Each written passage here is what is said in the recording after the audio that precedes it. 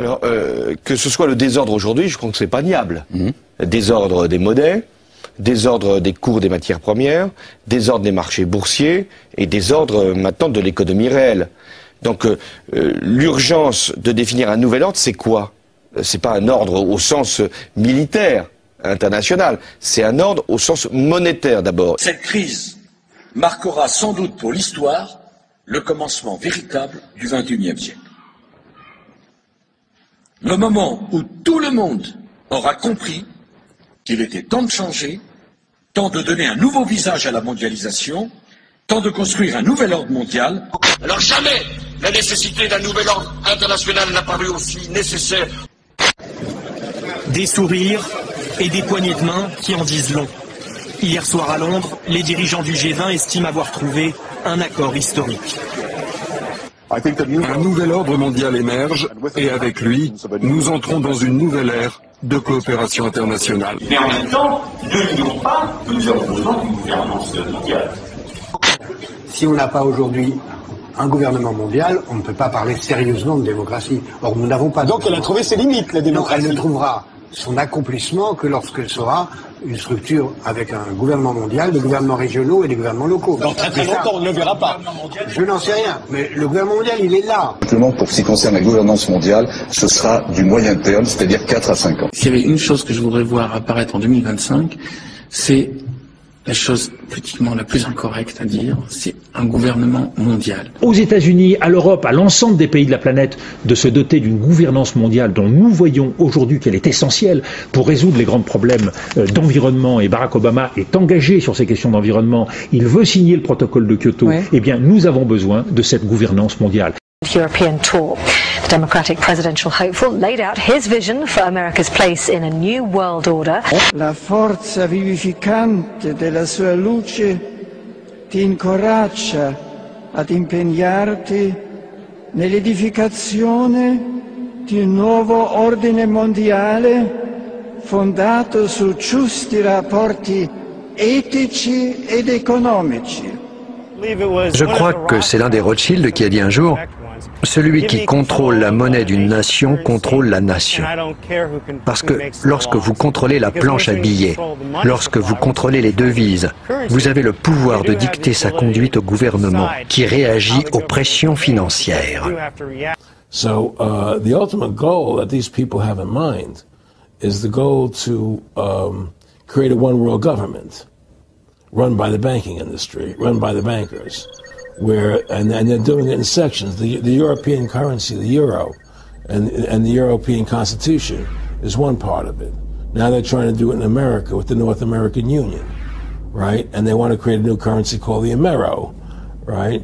And the whole agenda is to create a one world government where everybody has an RFID chip implanted in them.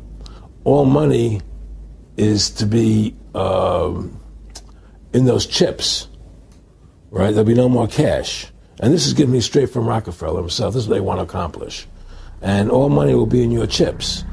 Anytime you have money in your chip, they can take out whatever they want to take out whenever they want to. And if you're like me or you, and you're protesting what they're doing, they can just turn off your chip. And you have nothing. You can't buy food.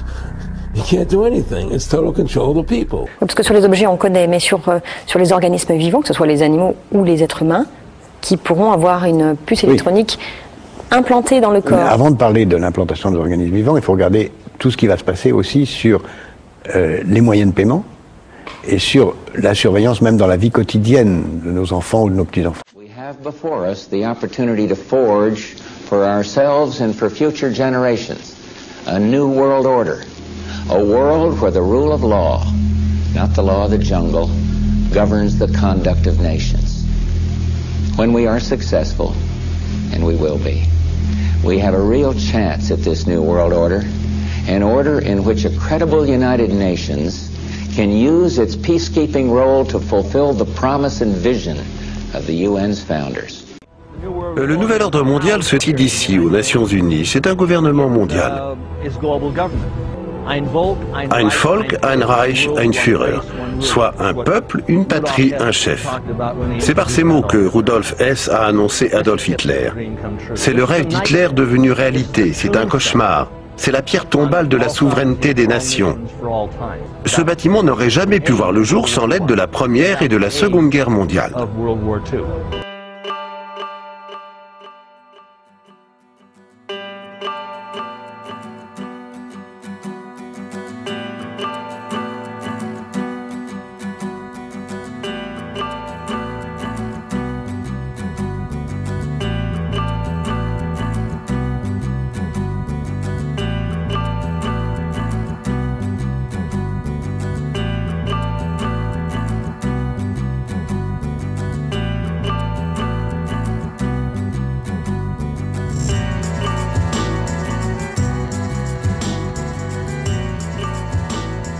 Le grand pari du XXIe siècle, c'est l'invention, comme vous venez de le dire, d'une gouvernance mondiale. Elle prend aujourd'hui, l'embryon prend aujourd'hui la forme du G20, et au cœur de cette nouvelle gouvernance mondiale, il y a le nouveau FMI. Et si je vous ai bien entendu, c'est la gauche, ou en tout cas les idées de gauche, qui font bouger le monde et qui peuvent faire avancer vers une gouvernance mondiale? C'est ma conviction, mais si je devais aller jusqu'au bout de ma conviction, je dirais que c'est comme ça depuis très longtemps. Thierry Volton? Oui. C'est une idée de droite, la gouvernance mondiale. Vous trouvez? C'est très bizarre. Pourquoi c'est une idée de droite? Parce que c'est en fait c'est un espèce de pouvoir quand même énorme où l'individu et les nations n'ont plus donc les nations qui élisent leurs dirigeants n'ont plus grand chose à dire. On pensait que c'était complotiste de le dire il y a des années, mais aujourd'hui tous les leaders mondiaux, quand vous écoutez, parlent du nouvel ordre mondial, du gouvernement mondial, et disent que c'est souhaitable, et disent que c'est la solution à la crise, qui d'ailleurs crée eux-mêmes et aggrave eux-mêmes, pour justifier comme solution le gouvernement. Quand un homme politique ose dire à haute voix ce qu'avant il disait de façon cachée, c'est qu'il pense que c'est pratiquement gagné, vous voyez. Vous annoncez que vous allez faire quelque chose parce que vous avez déjà tout verrouillé, sinon vous le dites pas. Dans le business, c'est comme ça. Donc je pense qu'il faut viser le gouvernement mondial comme une stratégie. Et d'ailleurs, quand les gouvernements parlent du G20, c'est une illusion, une sorte de retard avant le gouvernement mondial. On va vers ça. Est-ce qu'on ira à la place de la guerre ou après la guerre? Je ne sais pas. Mais c'est ça qu'il faut viser. Et l'Ukraine, on est au bord d'une... On est absolument au bord de la guerre mondiale. De la guerre mondiale? Oui, parce que pour moi, enfin, je parle sous le contrôle des spécialistes, mais nous sommes dans une guerre civile, dont, à mon avis, on n'aurait pas dû se mêler. Une guerre civile entre les Russes pro-russes et les Russes différents qui sont en Ukraine, une partie des Ukrainiens.